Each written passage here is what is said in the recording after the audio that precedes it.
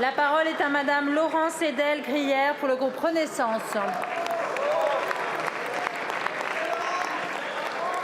Merci Madame la Présidente. Ma question s'adresse au ministre de l'Éducation nationale, de la jeunesse et des sports.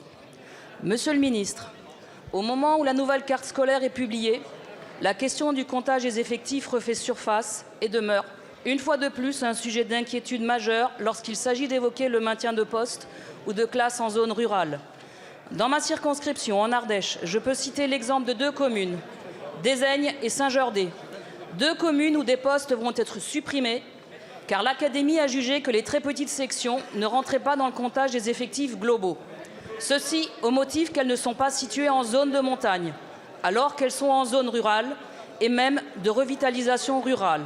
Pourtant, l'intégration des très petites sections dans le comptage des effectifs a été tranchée par votre ministère dans une intervention au Sénat en février 2022.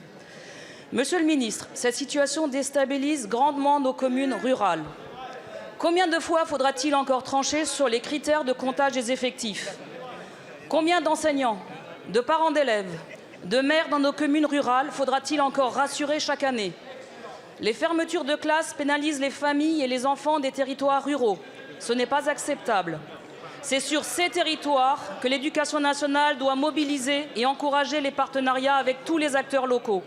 L'avenir de notre jeunesse est primordial. Donnons aux enfants des territoires ruraux les mêmes chances qu'à tous nos enfants. L'égalité des chances, partout et pour tous, c'est le combat de notre majorité. C'est pourquoi, Monsieur le ministre, je vous demande quelles actions allez-vous mettre en place pour garantir le maintien des classes, pérenniser nos écoles et réaffirmer les directives du ministère sur le comptage des très petites sections. Je vous remercie. Je vous remercie. La parole est à Monsieur Pap Ndiaye, ministre de l'Éducation nationale et de la jeunesse. Merci Madame la Présidente, Mesdames et Messieurs les députés, Madame la députée Edel-Grière. Votre question s'inscrit évidemment dans le contexte général d'une baisse des effectifs scolaires. C'est vrai à l'échelle nationale, c'est vrai également en ce qui concerne votre département de l'Ardèche, qui comptera dans le premier degré 239 élèves en moins à la rentrée 2023. Sur votre question précise de la prise en compte des élèves de moins de 3 ans dans l'élaboration de la carte scolaire, la politique du ministère n'a pas changé. En effet, les enfants de moins de 3 ans peuvent être accueillis en école maternelle dans le cadre des très petites sections. C'est vrai particulièrement en zone d'éducation, en éducation prioritaire et également dans les territoires ruraux. Mais nous ne prenons en compte les enfants de moins de 3 ans que dans le cadre de leur scolarisation. Nous ne prenons pas en compte l'ensemble des enfants de moins de 3 ans pour élaborer la carte scolaire. Celle-ci se fait en prenant en compte l'effectivité de la scolarisation des enfants de moins de 3 ans.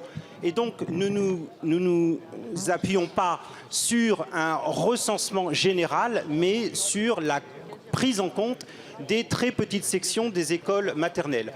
Le travail est en train de se faire avec les élus locaux et avec les directions académiques pour ouvrir et fermer les classes en fonction des réalités locales. Et nous allons procéder d'ici au mois de juin aux ajustements nécessaires. Il y aura des ajustements en fonction des réalités locales et en fonction des échanges avec les élus locaux, les élus dans les zones rurales avec qui nous échangeons, et j'en profite pour les remercier. Je vous remercie, Monsieur le ministre.